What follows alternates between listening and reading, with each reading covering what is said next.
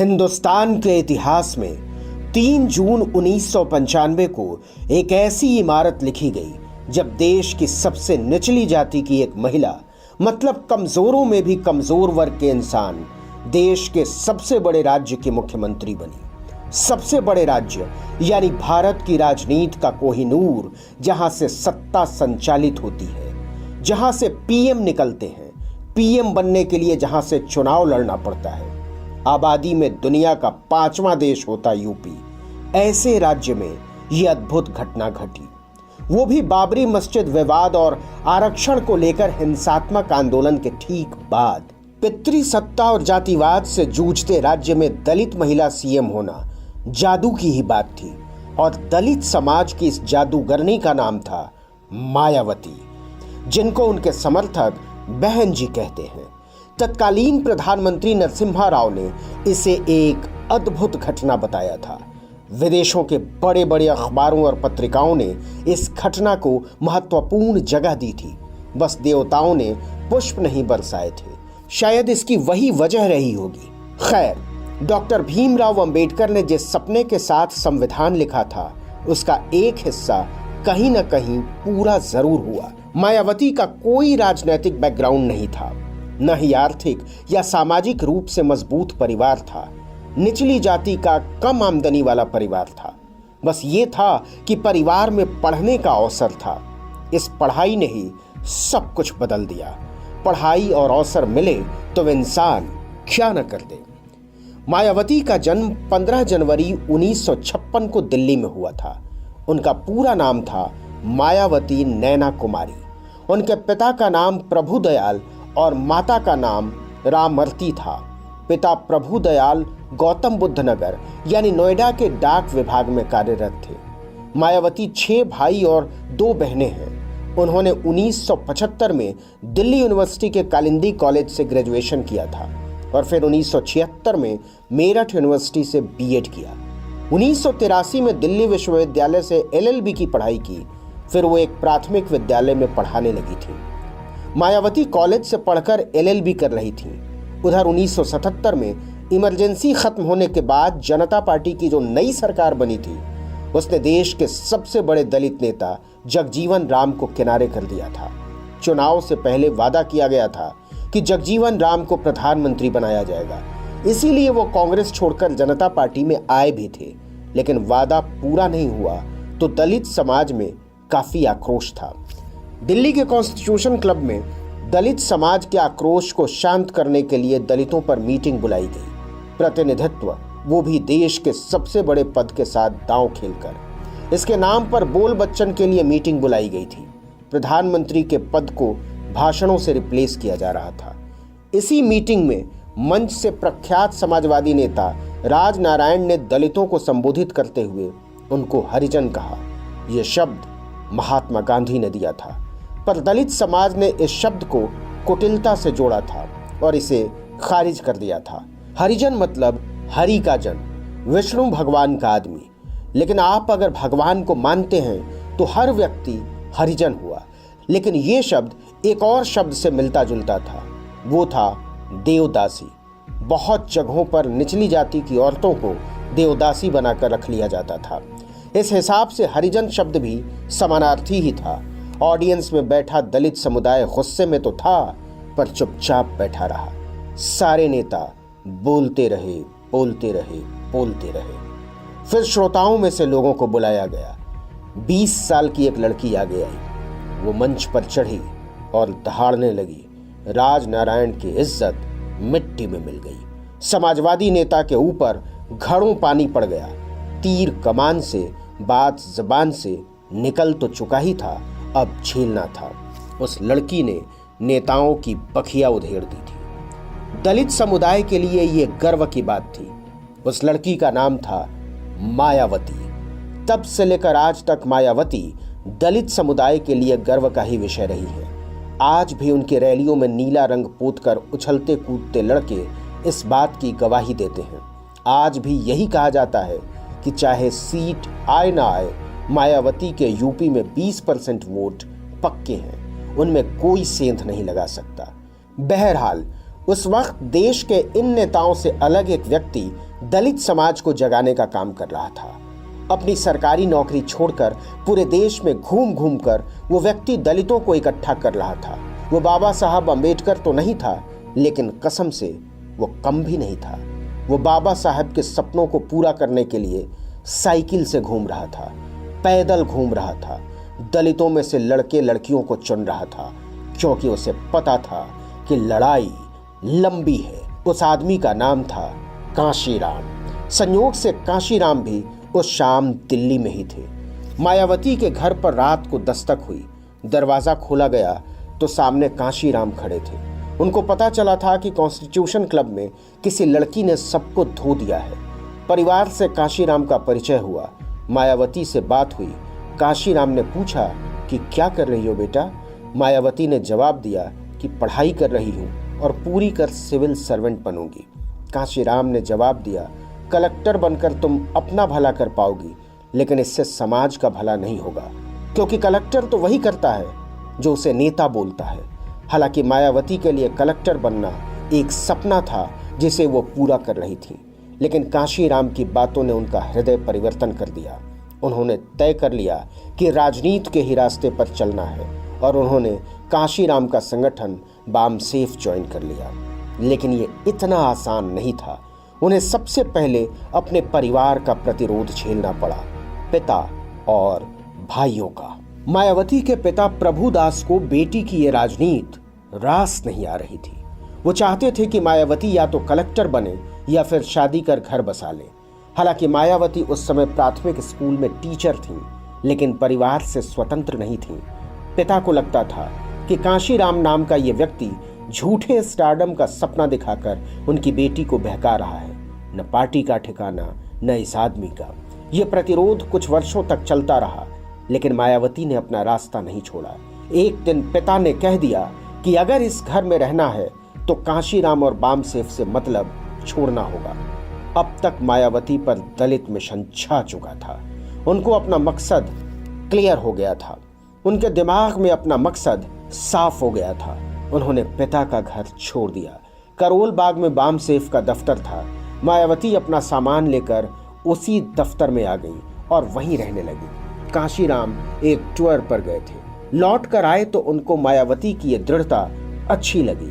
मायावती मेहनत भी तो बहुत कर रही थी। सुबह स्कूल में पढ़ाने जाती, लौट कर बामसेफ के लिए काम करती। उन्होंने लॉ में भी एडमिशन ले रखा था। कांशीराम ने उनसे पूछा कि आगे तुम्हें क्या करना है। मायावती ने दो टूक जवाब दिया, ना तो मुझे शादी करनी है, ना घर बसाना है, मुझे दलित समाज के लिए ही काम करना है।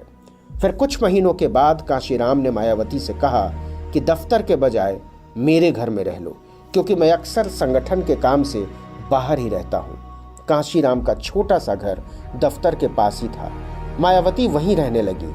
अपने छोटे भाई सिद्धार्थ को भी वहीं बुला लिया, लेकिन एक कम उम्र की लड़की का कांशीराम के घर में रहना लोगों को अखरने लगा। तरह तरह की बातें होने लगी। एक दिन परेशान होकर मायावती कांशीराम के पास पहुंची और कहा, मुझे अपना घर खरीदना ही होगा, मैं इस तरह कैसे रहूंगी। लेकिन कांशीराम ने समझाया कि यही सोच तो हमें बदलनी है। इतनी जल्दी लोगों के कमेंट से परेशान होने की जरूरत नहीं है। यहां से कांशीराम और मायावती के बीच एक राजनीतिक पार्टनरशिप की शुरुआत हुई, जिसने इतिहास रच दिया। यह पार्टनरशिप चाणक्य और चंद्रगुप्त विक्रमादित्य या फिर बैरम खान और अकबर की तरह की थी। कांशीराम और मायावती दोनों का नेचर अलग था। कांशीराम जहां मिशन के प्रति समर्पित और संपूर्ण बदलाव चाहते थे, वहीं मायावती ने राजनीति को खुद से जोड़कर ज्यादा रखा। डॉक्टर अंबेडकर, कांशीराम और मायावती तक की यात्रा दलित राजनीति के बदलते स्वरूप को दर्शाती है। जहां अंबेडकर ने इंटेलेक्ट को ज्यादा प्रमुखता दी, वहीं कांशीराम ने संगठन की राजनीति को और मायावती ने सत्ता को। मायावती की राजनीतिक यात्रा शुरू होने में कुछ चीजों का योगदान था। मायावती के दादा का ब्रिटिश आर्मी में होना, जिसने परिवार को शिक्षा की तरफ मोड़ा। डॉक्टर अंबेडकर की लेगेसी, कांशीराम जैसा मेंटोर और मायावती का दिल्ली में रहना, इन सारी चीजों ने मायावती को वो सपोर्ट दिया जिसकी उन्हें जरूरत थी। मायावती को राजनीति में आने के लिए ये एक रास्ता था, वरना अपराध गुंडागर्दी और वर्चस्व की राजनीति में उनका स्थान कैसे बन सकता था। पार्टी में आने के बाद भी मायावती को तमाम विरोधों का सामना करना पड़ा, क्योंकि बामसेफ में पहले से भी बहुत सारे नेता थे।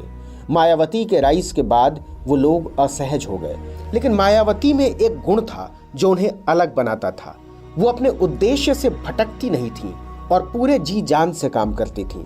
उन्होंने सैकड़ों किलोमीटर साइकिल यात्रा की, गांव-गांव गई। कांशीराम इस जज्बे को समझते थे। बहुत सारे लोगों में बात करने का हुनर तो था, लेकिन काम करने का वो जज्बा नहीं था जो मायावती के पास था। उस दौर में दलित राजनीति दम तोड़ रही थी। डॉक्टर अंबेडकर के बाद एक बड़ा मौका आया था जब बाबू जगजीवन राम ने कांग्रेस छोड़कर जनता पार्टी ज्वाइन की थी। लेकिन 1977 में जीतने के बाद जगजीवन राम को प्रधानमंत्री नहीं बनाया गया। उल्टा उनका राजनीतिक करियर दांव पर लग गया। इसके अलावा इंदिरा गांधी, संजय गांधी, आरएसएस, पाकिस्तान, सिख मुद्दा और पूर्वोत्तर भारत के मुद्दों में पूरी राजनीति घिरी हुई थी। दलित मुद्दा ही गायब था। नतीजन कांशीराम ने तय किया कि बामसेफ को बदलना ही होगा, क्योंकि यह सिर्फ दलितों को जगाने का प्लेटफॉर्म बन चुका था। इससे आगे कोई रास्ता नजर नहीं आ रहा था। 1981 में कांशीराम ने दलित शोषित समाज संघर्ष समिति यानी DS4 की घोषणा की। यह भी पूरी तरह से पॉलिटिकल पार्टी नहीं थी, लेकिन इस संस्था में ऊपरी जातियों को छोड़कर सबको आने का निमंत्रण दिया गया। यहां से कांशीराम की राजनीतिक शुरुआत हुई। इसी संस्था के तले कांशीराम ने 1982 में दिल्ली के बोट क्लब में डेरा डाला और देश के तमाम भागों से नीले रंग की आइडियोलॉजी में रंगे हुए लोग वहां पहुंचे थे। उसी साल कांशीराम ने अपनी किताब द चमचा एज निकाली, जिसमें कांग्रेस और अन्य पार्टियों में शामिल दलित नेताओं की भर्त्सना की। इस संस्था का मुख्य उद्देश्य था देश भर में दलित चेतना जगाना, एग्रेसिव होकर। 1981 में 40 दिन का साइकिल मार्च निकाला गया। मायावती ने भी खूब साइकिल चलाई थी उस वक्त उत्तर प्रदेश में। इसी दौरान बहुत से नारे बने दलितों को जागृत करने के लिए। कांशीराम तो PR मास्टर थे ही, उन्होंने इसे एक बड़े अवसर में बदल दिया। एक ऐसा नारा गढ़ा गया जिसने काफी कंट्रोवर्सी की। ये नारा था, तिलक तराजू और तलवार, इनको मारो जूते चार। ये नारा ब्राह्मण, बनिया और ठाकुरों को टारगेट करते हुए बनाया गया था। इस नारे ने अन्य राजनीतिक पार्टियों की नींद उड़ा दी थी, क्योंकि दलित राजनीति अब अपना रूप बदल रही थी, विशेषकर उत्तर प्रदेश में। DS4 ने 1982 के हरियाणा विधानसभा चुनाव और 1983 के यूपी विधानसभा चुनाव में इंडिपेंडेंट कैंडिडेट खड़े किए, लेकिन इससे कोई फायदा नहीं हुआ। अब दलित राजनीति को एक पूर्ण रूप से राजनीतिक पार्टी की जरूरत थी।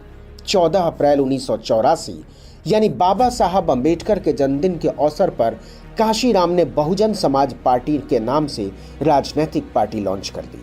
मायावती ने शिक्षक की नौकरी छोड़ दी और अपना पूर्ण राजनीतिक जीवन शुरू कर दिया। 1984 के लोकसभा चुनाव में पहली बार मायावती और कांशीराम ने चुनाव लड़ा। बसपा को अभी निर्वाचन आयोग ने सिंबल नहीं दिया था, तो दोनों ही लोग इंडिपेंडेंट लड़े। मायावती पश्चिमी उत्तर प्रदेश की कैराना सीट से और कांशीराम मध्य प्रदेश की जांजगीर सीट से लड़े। लेकिन उसी साल 31 अक्टूबर 1984 को इंदिरा गांधी की हत्या हो गई थी। नतीजा ये हुआ कि लोकसभा चुनाव में रिजल्ट एक तरफा हो गए और राजीव गांधी भारी बहुमत से जीतकर प्रधानमंत्री बने। मायावती और कांशीराम हार गए, लेकिन अपने निशान छोड़ने में कामयाब रहे। कांशीराम की पॉलिटिकल समझ बहुत तेज थी। उनको पता था कि एक बार में तो जीतने से रहे, इसलिए अपना निशान बनाना जरूरी है। इस बार दोनों ही लोग अनरिजर्व्ड सीटों से लड़े थे। अगले साल यूपी के बिजनौर में एक रिजर्व्ड सीट पर उपचुनाव हुआ। यहां पर जगजीवन राम की बेटी मीरा कुमार, रामविलास पासवान और मायावती तीनों कैंडिडेट थे। मीरा कुमार ने सीट जीती, लेकिन दलित समाज का काफी वोट मायावती को भी मिला। मात्र 28 साल की मायावती अपना दमखम दिखा रही थी। कांशीराम की यही स्ट्रेटजी भी थी, हर जगह अपनी प्रेजेंस दिखाने की। फिर 1987 में हरिद्वार में उपचुनाव हुए। ये भी रिजर्व्ड सीट थी। मायावती यहां से भी लड़ी। अब की बसपा को मान्यता मिल गई थी। मायावती यहां से भी हारी, लेकिन हर बार उनके वोट ड्रेस्टिकली बढ़ते ही गए। कांशीराम की योजना सफल हो रही थी। वो खुद 1989 में लोकसभा चुनाव में इलाहाबाद में VP सिंह के खिलाफ लड़े। वीपी ने कांग्रेस छोड़ दिया था। इलाहाबाद में काशीराम को कांग्रेस के कैंडिडेट से थोड़े ही कम वोट मिले थे, लेकिन असली सफलता मिली मायावती को। बिजनौर से वो जीत गई। वहीं हरिद्वार में उनको अच्छे खासे वोट मिले थे। बसपा को आजमगढ़ और पंजाब के फिल्लौर में भी सीटें मिली थी। कुल 3 सांसद मिले। अब सबकी समझ में आने लगा था कि दलित वोट किसी एक पार्टी की धरोहर नहीं है, बल्कि अब वो बसपा को मिलने लगे हैं। लेकिन वीपी सिंह की सरकार ज्यादा दिन चल नहीं पाई। मंडल और कमंडल की राजनीति शुरू हो गई थी और फिर राजीव गांधी की हत्या हो गई। अब की 1991 में लोकसभा चुनाव हुए तो बसपा की बुरी हार हुई।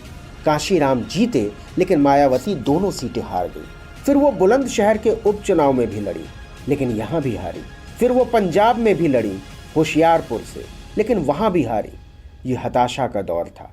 सफलता की एक सीढ़ी चढ़ने के बाद बसपा बहुत नीचे चली गई थी। लेकिन राजनीति एक ऐसा खेल है जिसमें अवसर हमेशा होते हैं। आपको बस धैर्य बनाए रखना होता है। इस बीच मायावती एक बार जेल भी गई। दिसंबर 1991 में यूपी के बुलंदशहर में मायावती और वहां के डीएम के बीच मतपत्र देखने के लिए छीना झपटी और हाथापाई हो गई थी। इस घटना के बाद मायावती को इलाहाबाद के नैनी सेंट्रल जेल में बंद कर दिया गया था। तब तक दिसंबर 1992 में बाबरी मस्जिद को गिरा दिया गया। यूपी में भाजपा की कल्याण सिंह वाली सरकार को इस्तीफा देना पड़ा। 1993 में वहां विधानसभा चुनाव रखे गए। अब भाजपा के राम मंदिर वाली ताकत का सामना करने के लिए अप्रत्याशित विपक्ष खड़ा हुआ। जनता दल से टूटकर समाजवादी पार्टी बनाने वाले मुलायम सिंह यादव और बसपा के काशीराम ने अभूतपूर्व समझौता किया। नतीजा ये हुआ कि सबसे बड़ी पार्टी बनने के बावजूद भाजपा सत्ता से बाहर रही। सपा बसपा ने कांग्रेस और दूसरी पार्टियों के समर्थन से सरकार बना ली। मुलायम सिंह यादव को सीएम बनाया गया और बसपा के 11 मंत्री बने। ये बसपा के लिए अभूतपूर्व जीत थी। हालांकि मायावती अभी सरकार में नहीं थी। असली खेल तो आगे होना था। सपा बसपा की सरकार चल पड़ी। जहां भी इनकी मीटिंग होती, रैलियां होती, इतनी भीड़ इकट्ठी होती कि देखने वाले देखते रह जाते। यह गठबंधन देश भर में तहलका मचाने वाला था, क्योंकि इस तरह का कॉम्बिनेशन किसी भी पार्टी के लिए खतरा बन सकता था। लेकिन व्यक्तिगत इच्छाओं ने इस गठबंधन का बंटाधार कर दिया। 1994 में मायावती इसी गठबंधन के आधार पर राज्यसभा में सांसद बनकर पहुंची, लेकिन उनका दिल तो यूपी में ही था, क्योंकि वहां पर तो बसपा सरकार में शामिल थी। ऐसा माना जाता था कि बसपा के 11 मंत्रियों को मायावती ही कंट्रोल करती है। इस बात से मुलायम सिंह यादव खफा थे। मायावती लगातार आरोप भी लगाती थी। उधर मीडिया में इस सरकार को लेकर काफी उत्तेजना थी। मीडिया बार बार मायावती को लेकर कंट्रोवर्शियल चीजें छापती थी। इस बीच एक वार्ता में मायावती ने महात्मा गांधी पर हमला बोल दिया। इस बात को लेकर इतना विवाद हुआ कि मायावती को गिरफ्तार किए जाने की मांग की जाने लगी। लेकिन मायावती अपने बयान से पीछे नहीं हटी। चीफ मिनिस्टर मुलायम सिंह यादव इस पर संतुलित रहे, लेकिन उनको मायावती की राजनीतिक महत्वाकांक्षा समझ आ रही थी। वो भी समझ रहे थे कि अलायंस पार्टनर कोई साधारण व्यक्ति नहीं है। वहीं काशीराम, जो कि बेस्ट पॉलिटिकल स्ट्रेटेजिस्ट थे, वो इन चीजों को और तरीके से पेश करते ताकि बसपा लगातार सुर्खियों में बनी रहे। तब तक यूपी में एक नया वर्ग संघर्ष जन्म ले चुका था, ओबीसी और दलितों का। आजादी के बाद ओबीसी की कई जातियों ने प्रगति की थी और अब दलितों के लिए वो समस्या खड़ी कर रहे थे। कई जगहों पर दलितों पर अत्याचार हुए, लेकिन मुलायम सिंह यादव ने उतना कठोर एक्शन नहीं लिया। इसके अलावा अधिकारियों के ट्रांसफर पोस्टिंग को लेकर भी दोनों पार्टियों में मनमुटाव रहने लगा। वहीं चीफ मिनिस्टर की तरफ से बसपा के मंत्रियों के लिए समस्या खड़ी की जाने लगी। दोनों पक्षों में एक दूसरे के प्रति अविश्वास का माहौल बनने लगा। 1995 में जब यूपी में पंचायत के चुनाव हुए तो बसपा बुरी तरह हारी। सरकार में रहने के बावजूद धरातल पर उतना मजबूत पक्ष तैयार नहीं हो पाया था। वहीं खबर आने लगी कि मुलायम सिंह यादव धीरे धीरे बसपा के विधायकों से बात कर रहे हैं, उन्हें अपनी पार्टी में शामिल कराने के लिए। अब दोनों पार्टियों में अविश्वास इतना ज्यादा बढ़ चुका था कि साथ रहना मुश्किल था। इसी बीच काशीराम और भाजपा के नेता अटल बिहारी वाजपेयी की मुलाकात हुई। वाजपेयी काशीराम को बहुत पहले से जानते थे और दोनों लोगों में आपसी सम्मान का भाव था। जून 1995 का महीना यूपी में गर्मी का एक अलग ही तूफान लेकर आया। 2 जून 1995 को मायावती और कांशीराम ने सरकार से समर्थन वापस ले लिया और मुलायम सिंह यादव की सरकार अल्पमत में आ गई। मुलायम सिंह यादव को जब यह पता चला तो उन्हें सहसा यकीन नहीं हुआ, और जब यकीन हुआ तो उनके गुस्से की सीमा नहीं रही, क्योंकि वो बसपा के विधायकों को तोड़ भी नहीं पाए थे। अभी नाराज सपा कार्यकर्ताओं ने राजनीति की मर्यादा लांघते हुए अपने सांसद और विधायकों के नेतृत्व में लखनऊ के मीराबाई मार्ग स्थित स्टेट गेस्ट हाउस का घेराव कर दिया। मायावती इसी गेस्ट हाउस के कमरा नंबर 1 में रुकी थी। सपा कार्यकर्ताओं ने बसपा के कार्यकर्ताओं को बंधक बना लिया। हालात ये हो चुके थे कि सपा के दबंग नेता बसपा विधायकों को अगवा करने लगे और मायावती ने खुद को बचाने के लिए कमरा अंदर से बंद कर लिया। बाहर से भद्दी गालियां और जान से मारने की धमकियां दी जाती रहीं। आखिरकार बीजेपी के कुछ नेताओं ने भी हस्तक्षेप किया, क्योंकि बातचीत चल ही रही थी, और फिर मामला राज्यपाल के पास पहुंचने पर पुलिस सक्रिय हुई और फिर किसी तरह मायावती को वहां से बचाकर निकाला गया। घटना के बाद मायावती पर हमले के विरोध में मुलायम सिंह यादव, शिवपाल सिंह यादव, धनीराम वर्मा, आजम खां, बेनी प्रसाद वर्मा समेत कई नेताओं के खिलाफ हजरतगंज कोतवाली में 3 मुकदमे दर्ज किए गए थे।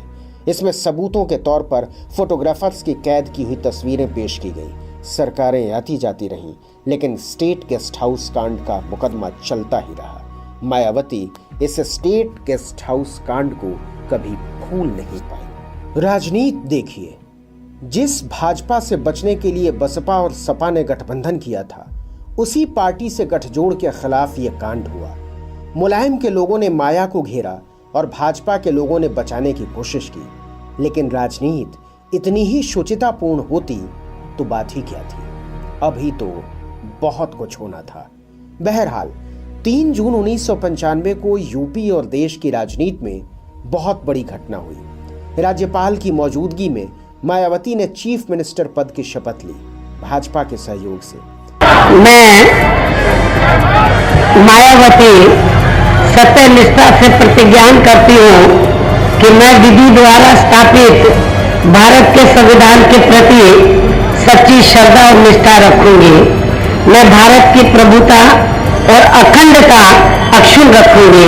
मैं उत्तर प्रदेश राज्य के मुख्यमंत्री के रूप में अपने कर्तव्यों का श्रद्धापूर्वक और शुद्ध अंतकरण से निर्वहन करूंगी तथा मैं भय या पक्षपात, अनुराग या द्वेष के बिना सभी प्रकार के लोगों के प्रति संविधान और विधि के अनुसार न्याय करूंगी। मायावती पर हमले के बाद सारी पार्टियों की सहानुभूति उनके साथ थी और मुलायम सिंह यादव विलेन बन चुके थे। मायावती ने बाद में अपने भाषण में अटल बिहारी वाजपेयी और प्रधानमंत्री नरसिम्हा राव को धन्यवाद भी किया। कांशीराम की स्ट्रेटजी सफल हुई थी। महज 11 साल में बसपा का अपना मुख्यमंत्री था। इसके बाद मायावती ने अपने एजेंडे पर काम करना शुरू कर दिया। उनके क्लियर गोल थे। दलित समाज के लिए हर कुछ करना था। यूनिवर्सिटीज, शहरों इत्यादि के दलित हीरोज के नाम पर नामकरण, अंबेडकर के नाम पर जुड़ी स्कीमों को पुनर्जीवित करना और दलितों पर हुए अत्याचार के खिलाफ कार्रवाई करना। दलित समाज में एक जोश भर गया। वाजपेयी और राव की बड़ाई करने के बावजूद मायावती मुसलमानों और दलितों को लेकर भाजपा और कांग्रेस के खिलाफ बोलने से नहीं चूकती थी। जिनकी जातिवादी मानसिकता में जकड़ी अन्य दलों की पूर्ववर्ती सरकारों ने सदैव उपेक्षा की है, अर्थात इन महान हस्तियों की अभूतपूर्व त्याग तपस्या को देश में पहली बार उत्तर प्रदेश की बीएसपी सरकार ने विभिन्न स्तर पर पूरा आदर सम्मान दिया है, जो आगे चलकर निश्चित ही इतिहास के पन्नों में स्वर्ण अक्षरों में अंकित किया जाएगा। ये तो तय था कि बसपा और भाजपा का गठबंधन बहुत दिनों तक नहीं चलेगा, क्योंकि आइडियोलॉजी बिल्कुल मैच नहीं करती थी। लेकिन कांशीराम इस डेवलपमेंट से खुश थे, क्योंकि अब मनचाहा हो रहा था। इस बीच ये बताना भी जरूरी है कि स्वास्थ्य कारणों से कांशीराम सीएम नहीं बने, वरना भाजपा पहले उनके ही नाम पर तैयार थी। लेकिन 2 बरस पहले ही कांशीराम को हार्ट अटैक आया था। इस वजह से उन्होंने गैलरी से ही मायावती को सीएम बनते देखा। लेकिन बसपा और भाजपा में धीरे धीरे गतिरोध बढ़ता रहा। आखिरकार अक्टूबर 1995 में भाजपा ने अपना समर्थन वापस ले लिया। भाजपा ने बसपा पर ढेर सारे आरोप लगाए, श्री राम के अपमान का भी आरोप लगाया। किसी भी पार्टी को बहुमत नहीं था, इसलिए राष्ट्रपति शासन लग गया यूपी में। 1997 में फिर एक रोमांचक घटना हुई। चेन्नई में एक मीटिंग में काशीराम और भाजपा के अध्यक्ष लाल कृष्ण आडवाणी मिले।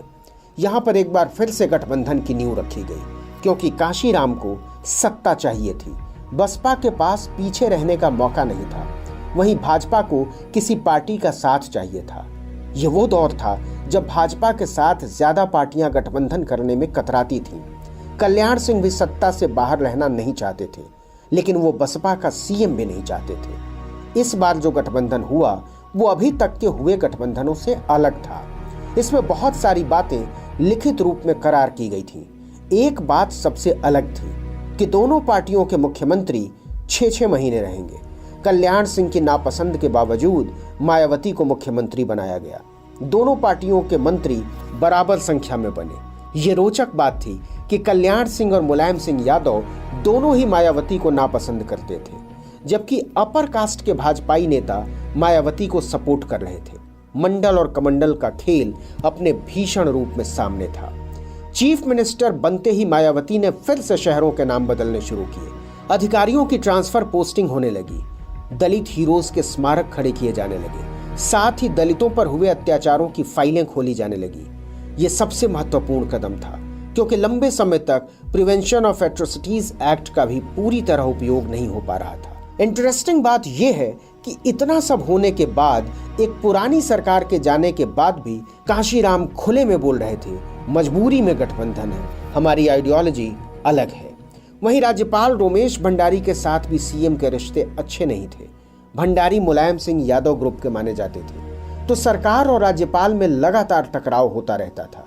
चूंकि भाजपा के अपर कास्ट के नेता कल्याण सिंह को दोबारा सीएम नहीं देखना चाहते थे, तो मायावती को सपोर्ट करते थे। वहीं कल्याण सिंह ग्रुप इस बात से नाराज था और गतिरोध पैदा करता रहता था।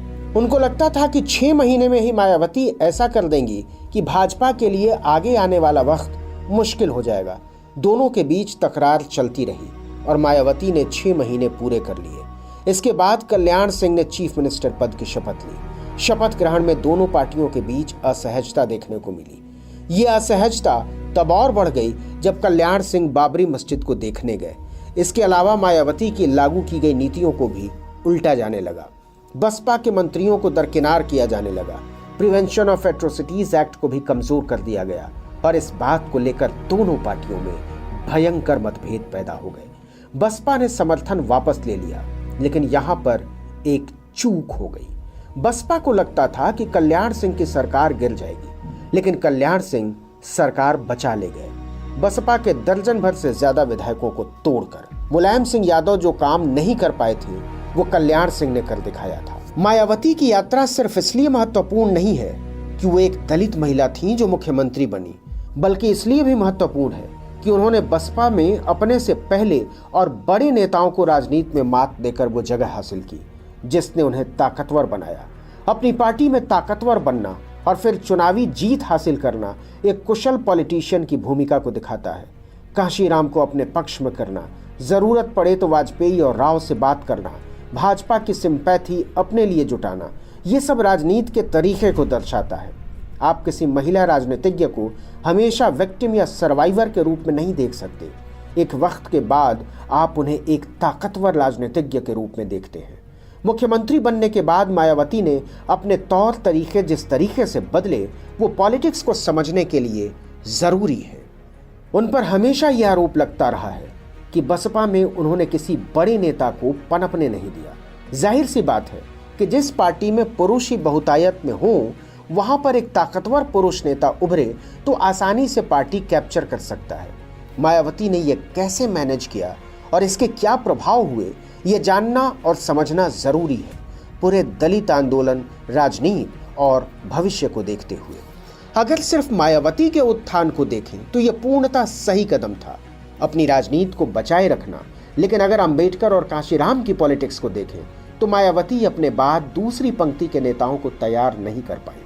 ये दलित आंदोलन के लिए झटका था, क्योंकि दलित समुदाय सिर्फ मायावती से आइडेंटिफाई नहीं होता। दलित समुदाय के लिए मायावती एक प्रतीक है, संपूर्णता नहीं है।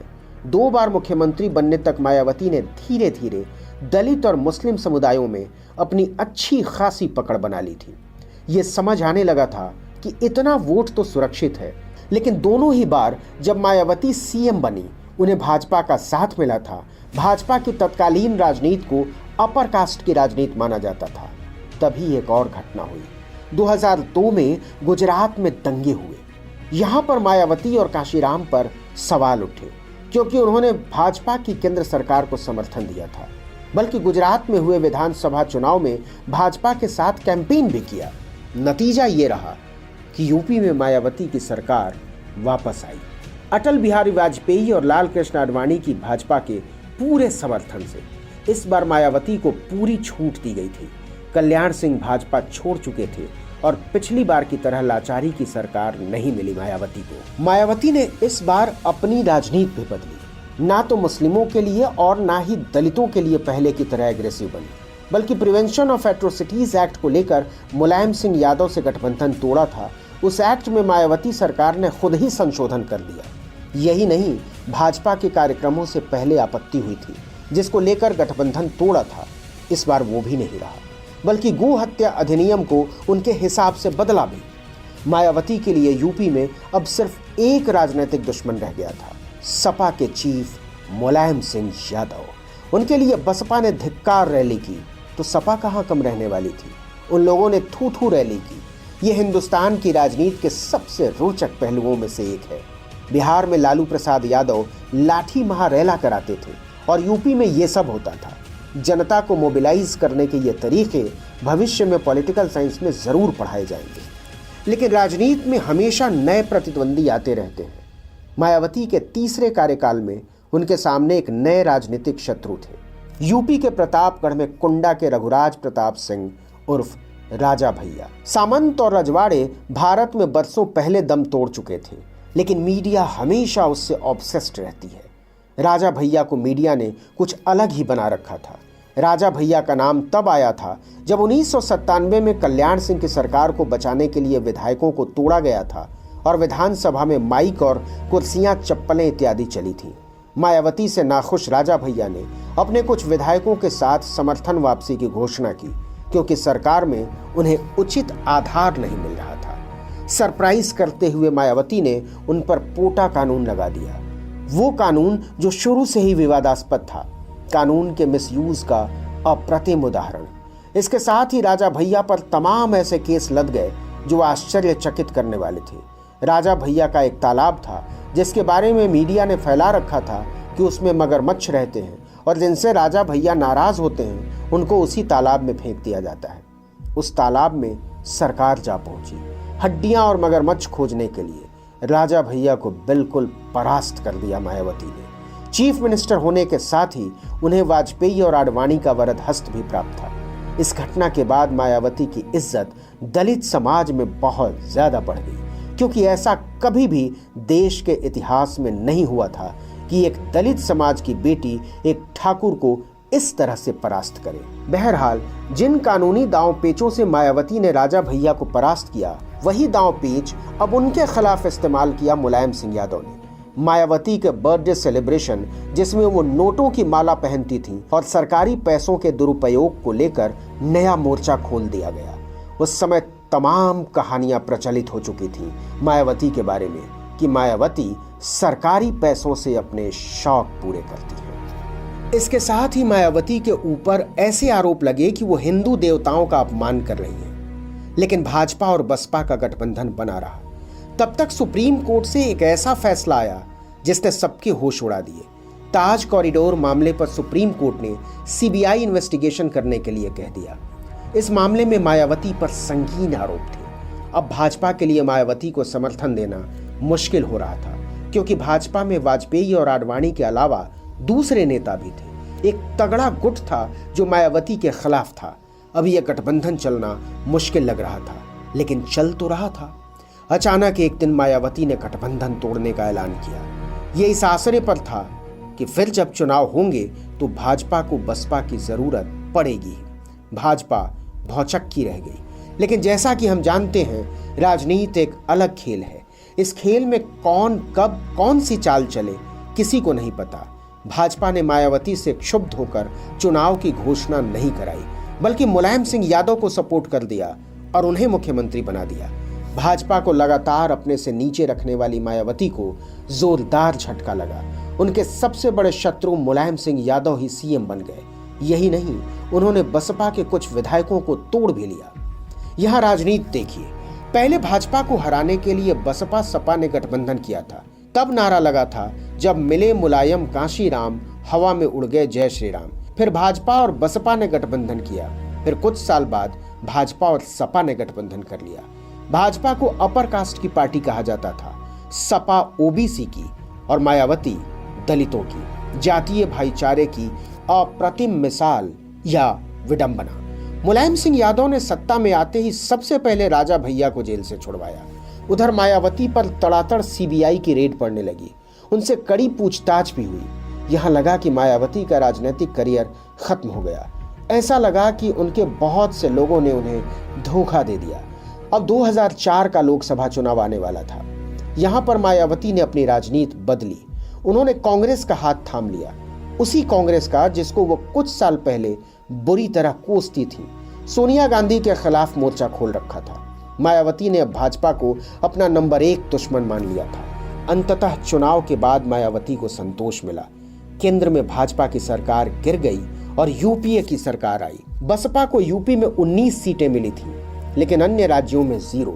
यह भी साबित हो गया था कि देश में दलितों की संख्या बहुत ज्यादा होने के बावजूद बसपा की राजनीति यूपी तक ही सीमित है। 2004 में कांग्रेस की सरकार आने के बाद मायावती को कोर्ट केसों से राहत मिली। इसके बाद मायावती ने अन्य राज्यों पर फोकस किया, लेकिन निराशा ही हाथ लगी। उधर कांशीराम की तबीयत अब बहुत ज्यादा खराब रहने लगी थी।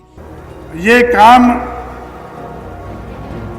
महात्मा फुले ने शुरू किया, उसके बाद चला।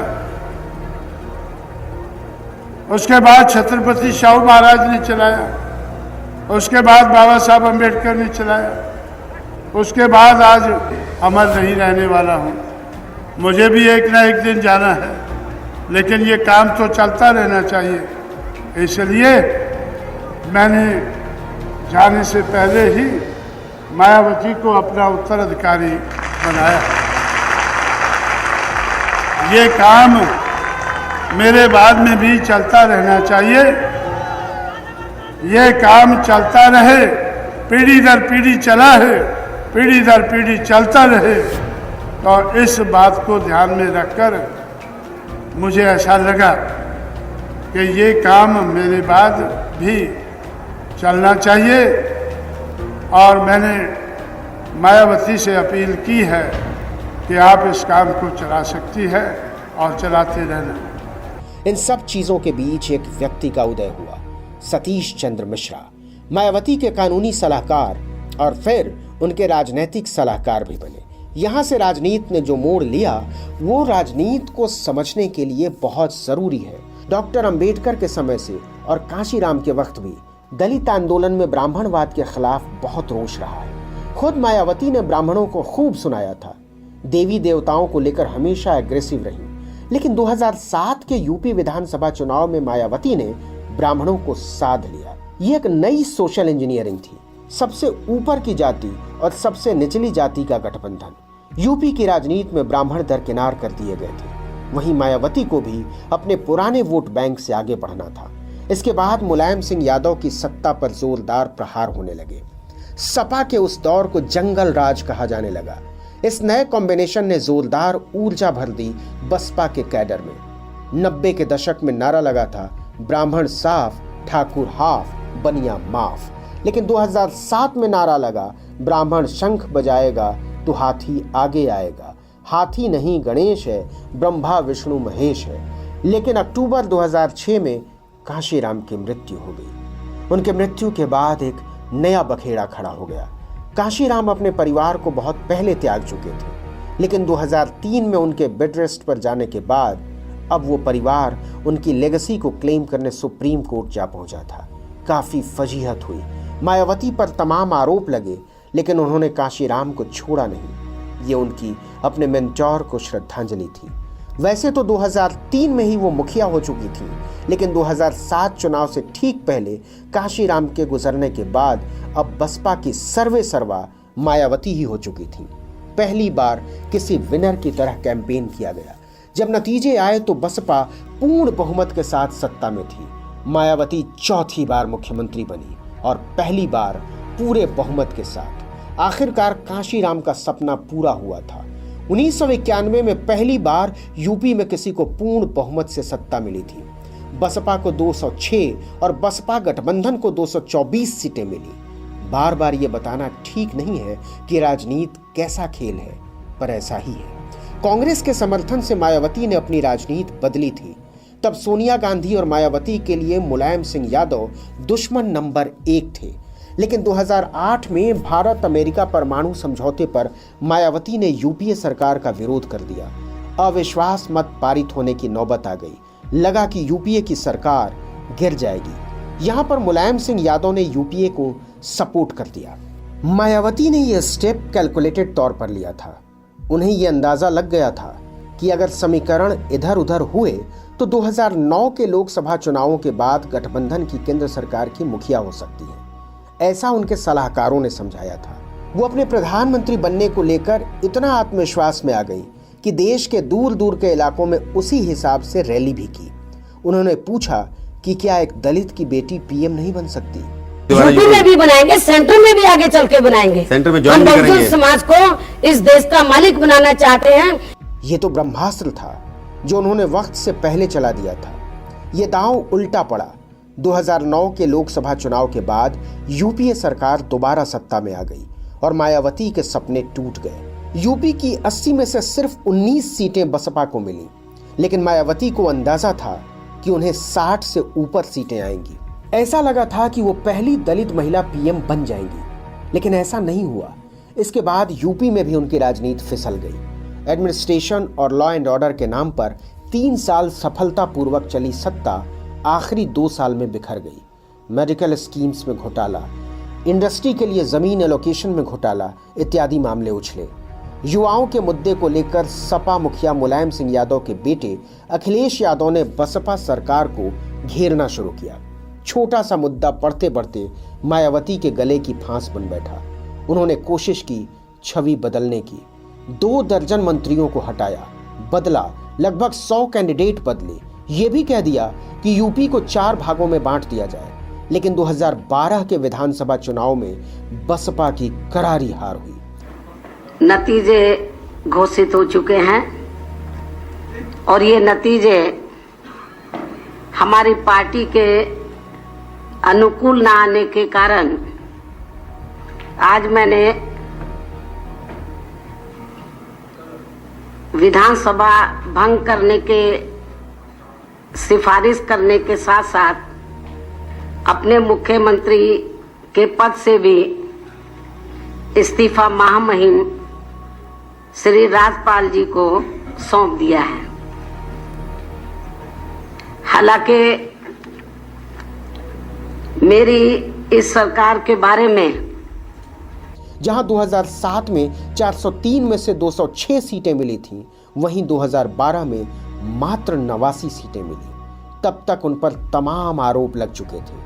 आत्ममुग्ध रहने के, खुद की मूर्तियां बनवाने के, ट्रांसफर पोस्टिंग कराने के, पैसे लेने के और बुरे व्यवहार के। धीरे धीरे ये इमेज बन गई कि मायावती ने 5 साल में सिर्फ 2 काम किए, हाथी की मूर्तियां बनवाई और खुद की मूर्तियां बनवाई। ये बात सच है कि खुद की मूर्तियां बनवाने का काम बहुत भारी पड़ गया। 2012 में हार के बाद मायावती ने कहा था कि कोई बात नहीं, ये तमिलनाडु की डीएमके और एआईडीएमके की तरह है। यूपी में भी सपा और बसपा के बीच सत्ता बदलती रही है, लेकिन तब तक देश में सत्ता एक अलग तरफ करवट लेने लगी थी। देश में भाजपा को अप्रत्याशित सपोर्ट मिल रहा था। गुजरात के मुख्यमंत्री नरेंद्र मोदी के नेतृत्व में 2014 में होने वाले लोकसभा चुनावों की इस आंधी को मायावती नहीं पहचान सकी और इस बार भाजपा से अपने रिश्ते नहीं सुधार पाई। नरेंद्र मोदी ने यूपी में अपनी एक रैली में कहा, सबका विनाश तय है, सबका यानी स से सपा, ब से बसपा और का से कांग्रेस। जवाब में मायावती ने कहा कि भाजपा मतलब बहुत ज्यादा पाप का घड़ा। लेकिन अब स्थिति बदल गई थी। पहले की राजनीति और चुनाव टेस्ट मैचों की तरह होते थे। नरेंद्र मोदी के आने के बाद ये आईपीएल की तरह हो गया। दर्शकों का जोरदार उत्साह और भाजपा द्वारा भयानक स्लेजिंग। सोशल मीडिया को भाजपा ने चुनाव का मुख्य स्तंभ बना दिया। बसपा इस सोशल मीडिया में कहीं थी ही नहीं। स्लेजिंग गेम को भाजपा ने रिकी पॉन्टिंग की ऑस्ट्रेलियन क्रिकेट टीम के स्तर तक पहुंचा दिया। एक तरफा मैचेस। 2014 में नरेंद्र मोदी के प्रधानमंत्री बनने के साथ ही यूपी में भाजपा का परचम लहराने लगा। 2017 के विधानसभा चुनाव में माहौल बन चुका था कि भाजपा अकेले दम पर सरकार बना रही है। पहली बार मायावती ने खूब कोशिश की खुद को रिवाइव करने की। 2017 में 100 टिकट मुसलमानों को दिए। ये ब्राह्मण दलित गठबंधन से अलग मुस्लिम दलित गठबंधन करने का प्रयास था। लेकिन 2017 में उनको सिर्फ 19 सीटें मिली। अब बसपा की डेस्परेशन बढ़ने लगी क्योंकि चुनाव के सारे मुद्दे भाजपा के पास थे। 3 दशक से चल रही सपा और बसपा की राजनीति बैक सीट ले चुकी थी। अब ये तमिलनाडु नहीं, ओरिजिनल यूपी बन चुका था। इसी क्रम में एक नया डेवलपमेंट हुआ। स्टेट गेस्ट हाउस कांड के बाद सपा बसपा कभी साथ नहीं आए थे, बल्कि दोनों में कांटे की दुश्मनी थी। लेकिन 2019 के लोकसभा चुनाव के दौरान सपा बसपा करीब 14 साल बाद एक साथ आए। अब मुलायम सिंह यादव की जगह अखिलेश यादव सपा के मुखिया थे। उन्होंने पब्लिकली मायावती को बुआ कहा और उनके पैर छुए। महागठबंधन तैयार तो हुआ, लेकिन इसकी उम्र ज्यादा नहीं रही। लोकसभा चुनाव में बुरी तरह हार मिलने के बाद मायावती ने 4 जून 2019 को गठबंधन तोड़ दिया। हालांकि इसी गठबंधन के चलते मायावती ने स्टेट गेस्ट हाउस कांड का मुकदमा भी वापस ले लिया था। लेकिन बाद में जब बसपा के 7 विधायक सपा में शामिल हुए तो वो इस फैसले पर पछताती नजर आई। इस प्रकार स्टेट गेस्ट हाउस कांड भी इतिहास में दफन हुआ। अन्य राज्यों में बसपा की हालत वैसी ही रही। कैंडिडेट जीतते कहीं कहीं, लेकिन बसपा अपना प्रभाव छोड़ने में नाकामयाब रही। कई जगह उनके विधायकों ने अलग पार्टियां ज्वाइन कर ली। वहीं 2022 के यूपी विधानसभा चुनाव में उसे सिर्फ 1 सीट मिली। 20% का वोट शेयर घटकर 13% तक जा चुका है, जबकि 1989 में इलेक्टोरल डेब्यू में बसपा को यूपी में 13 सीटें मिली थी। 2022 में सबसे चौंकाने वाला मतदान मायावती के गांव बादलपुर में हुआ। यहां भाजपा प्रत्याशी को 631 वोट, सपा प्रत्याशी को 451 और बसपा प्रत्याशी को 449 वोट मिले। जबकि एक दौर था कि मायावती के हेलीकॉप्टर के नीचे नीले रंग में रंगे लोग उछलते नजर आते थे। लेकिन मायावती चुनावी हार के बाद मुसलमान वोटरों को दोष देना नहीं भूलती। 2009 से लेकर 2022 तक उन्होंने यही किया है। मुस्लिम समाज ने एक तरफा तौर पर सपा को ही अपना वोट दे दिया तथा इससे फिर बाकी भाजपा विरोधी हिंदू लोग भी बसपा में नहीं आए। और यदि ये सभी लोग इन अफवाहों का शिकार ना हुए होते तो फिर यूपी का चुनाव परिणाम कतई भी ऐसा नहीं होता जैसा कि हुआ है। और अब समय बीत जाने के बाद ये लोग दोबारा से जरूर पछताएंगे।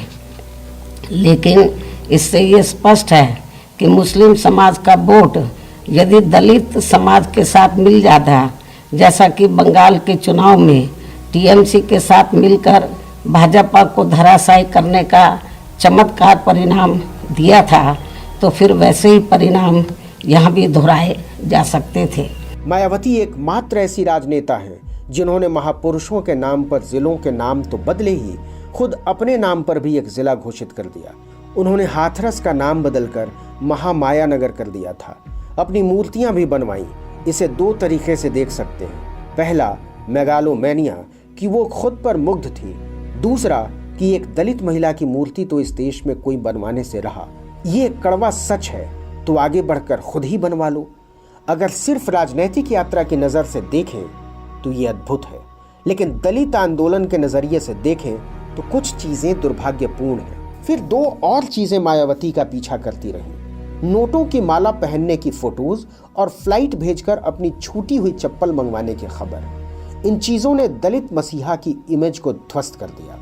इसका नतीजा 2012 के चुनाव में भी नजर आया, जब कुछ दलित वोट सपा को ट्रांसफर हुए थे। जबकि उनके बारे में कहानी है कि साल 1992 में एक कार्यकर्ता ने मायावती को सूट गिफ्ट किया था। तब से लेकर आज तक उन्होंने सूट के अलावा कोई और ड्रेस नहीं पहनी थी। लेकिन ये शुचिता इन बड़ी खबरों में दब गई और उनकी छवि एक आत्ममुग्ध राजनेता की बन गई, जो दलित पॉलिटिक्स के नाम पर अपनी इच्छाओं को पूरा करती है। बसपा की पेरेंट पार्टी बामसेफ जब शुरू हुई थी तो इसमें पढ़े लिखे और नौकरी पेशा दलित ही मुख्य रूप से जुड़े थे। उन्हीं को पहले मोबिलाइज किया गया था। फिर बाद में नारा लगा कि ब्राह्मण, ठाकुर और बनिया को छोड़कर हर कोई बसपा में आ सकता है। हालांकि 2 बार भाजपा के सपोर्ट से सरकार बनी थी। फिर मुसलमानों के वोट के लिए तैयारी की जाने लगी, लेकिन 2007 में इसे बढ़ाते हुए सर्वजन का नाम दिया गया और ब्राह्मणों को भी शामिल किया गया। अब तो वो किसी के भी खिलाफ नहीं बोलती। दलितों के ऊपर अत्याचार होते रहते हैं तब भी नहीं बोलती। तो ये स्ट्रेटजी बदलती गई, मूल आंदोलन से राजनीति अलग होती गई। यही नहीं, मायावती के राइज के बाद ओबीसी नेता और अपर कास्ट नेता भी पार्टी छोड़ते चले गए। सोनेलाल पटेल, रामलखन वर्मा, स्वामी प्रसाद मौर्य, ब्रजेश पाठक, बाबू सिंह कुशवाहा, लालजी वर्मा इत्यादि नेताओं ने बसपा छोड़ दी। पार्टी के बड़े मुस्लिम नेता नसीमुद्दीन सिद्दीकी को मायावती ने पार्टी से बाहर कर दिया। एक लॉयल नेता बचे हुए हैं, उमाशंकर सिंह, जो 2022 में बसपा के एकमात्र विधायक हैं। दलितों के पास बसपा से जुड़े रहने का कोई इंसेंटिव नजर नहीं आता। अब जब कांशीराम ने मोबिलाइज करना शुरू किया था तब एक उत्साह था, लेकिन अब उदासीनता है। मायावती जब पहली बार सांसद के रूप में संसद पहुंची थी तो कुछ लोगों ने उनके कपड़ों के स्टाइल, बालों में तेल और बोलने के स्टाइल को लेकर मजाक बनाया था। कुछ को उनके शरीर से दुर्गंध आ रही थी, लेकिन 2 दशक बाद वही महिला देश के प्रधानमंत्री की दौड़ में थी। उन पर हजारों आरोप लगे होंगे, लेकिन दलित समाज के लिए वो गौरव की बात नहीं है, बल्कि वो सारे समाज के लिए गौरव की बात है। खुद को राजनीति में बनाए रखने की उनकी लड़ाई का सभी सम्मान करते हैं। उनका करियर एक ख्वाब है जो राजनीति के साथ खेलता रहा। चाहे कोई कितना भी धुर विरोधी हो, वो इस बात को स्वीकार करेगा कि हिंदुस्तान की जाति व्यवस्था को तोड़ते हुए मायावती ने एक ऐसा मकाम हासिल किया जिसको आप कभी भूल नहीं सकते। मायावती ने कभी शादी नहीं की। उनके निजी जीवन के बारे में कोई नहीं जानता। ये भी कोई नहीं जानता कि वो क्या पसंद करती है और क्या नहीं। हाँ, जब उन्होंने अपनी मूर्तियां बनवाई तो उसमें कोट और पर्स डालना नहीं भूली। जहां अम्बेडकर की मूर्तियों के हाथ में किताब नजर आती रही, वहीं मायावती की मूर्तियों के हाथ में पर्स। ये विडंबना भी मौजूद है। मीडिया एक लंबे समय तक मायावती के प्रति शत्रुतापूर्ण रवैया अपनाता रहा। कई बार तो उनके लिए जाति सूचक शब्द लिखे गए, कई बार उनका माखौल उड़ाया गया। लेकिन इंटरनेट की दुनिया आने के बाद ये सब बदला। फेमिनिज्म की समझ समाज में फैलने के बाद लोगों को समझ आया कि एक नजरिया ये भी है कि मायावती अचीवर है, और जिस तरीके से उनसे मीडिया पेश आया वो कतई जातिवादी था।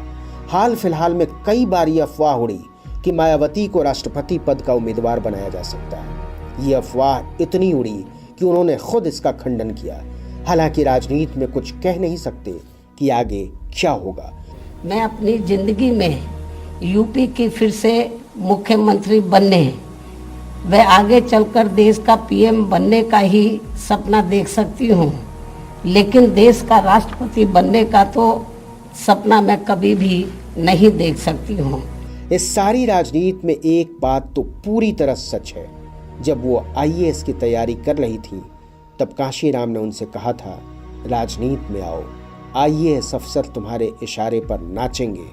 नाचे भी। मायावती अपने शुरुआती दिनों की रैलियों में बोला करती थी, चमारी हूँ, कुंवारी हूँ, तुम्हारी हूँ। उनकी इस ललकार पर दलित समाज हर बार लड़ा था। तो लोग इसे भूलेंगे नहीं और मायावती भारत के जनतंत्र में हमेशा मौजूद रहेंगी। देश और दुनिया भर के नेताओं की इस यात्रा के साक्षी बने हर एपिसोड में सभी प्रमुख पॉडकास्ट स्ट्रीमिंग वेबसाइट्स पर, जियो सावन, गाना, एप्पल, आईट्यून्स और स्पॉटिफाई पर।